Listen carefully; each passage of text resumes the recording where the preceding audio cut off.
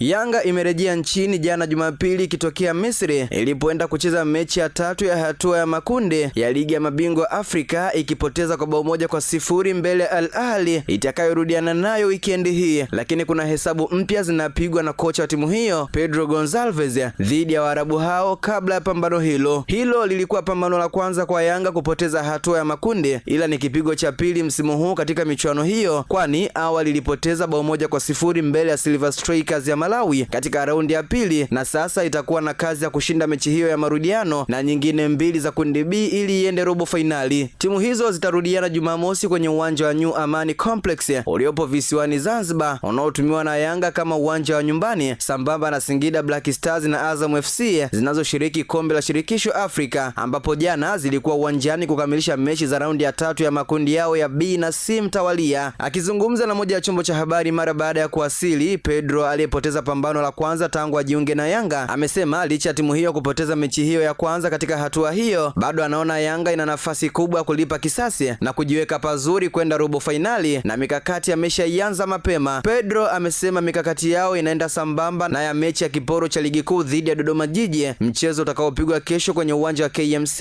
kabla ya timu kwenda Zanzibar kuisubiri Al Ahly yenye pointi 7 kwa sasa na kuongoza kundi B lenye timu za AS FAR Rabat ya Morocco na JS Kabylie ya Algeria. Kocha huyo raia wa Ureno amesema mara baada ya mechi ya ligi dhidi ya Dodoma Jiji haraka watatua Zanzibar tayari kwa mchezo wa kulipa kisasi. Kocha huyo amesema wachezaji wake waliumia na matokeo ya mechi hiyo ya ugenini dhidi ya Al Ahly, na makocha pia wameshajua makosa yaliyosababisha wapoteze weekend iliyopita na kwamba atarekebisha, hasa baada ya kujua pia upungufu wa wapinzani wao hao na kuwatengenezea mikakati ya kuamaliza nyumbani. Nikimnukuu kocha Pedro amesema, tumepoteza mchezo mmoja haiwezi kuwa sababu ya kutuondolea utulivu na wala kuharibu malengo yetu. Sisi sio timu ya kukata tamaa. Jambo zuri, wachezaji wangu wamejua wapi walikosea na sisi makocha tunajua wapi pa kurekebisha. Tumewasili, tutapumzika kidogo, tutarudi katika mazoezi kwa ajili ya mchezo wa ligi, na tukimaliza hapo tutaanza kuangalia hii mechi ya marudiano tutakapokuwa nyumbani. Tuna nafasi ya kufuzu kwenda hatua inayofuata, lakini tunatakiwa kubadilisha matokeo yetu. Tunajua kipi kifanyike ili tuweze kushinda, hilo lipo kwenye uwezo wetu. Mwisho kunukuu. Yanga itakutana na Dodoma Jiji kesho Jumanne ikiwa na kumbukumbu ya kushinda kwa mabao 6-0 dhidi ya Mashujaa katika mechi iliyopita kabla ya Yanga kwenda Cairo kuvaana na Al Ahly na kupoteza mabao 2-0. Mechi ijayo ya CAF dhidi ya Al Ahly, timu hizo zitakuwa zimeanza duru la pili la hatua ya makundi. Kwa sasa kila mmoja kundini ameshacheza mechi 3, huku Yanga ikiwa ya pili na alama 4 ikifuatiwa na AS FAR Rabat na JS Kabylie ambazo kila mmoja na pointi 2 huku zikirudiana pia weekend hii. Pia Pedro aliongeza kuwa ana imani na wachezaji wake watabadilika na kucheza kwa ushindi wakiwa nyumbani ili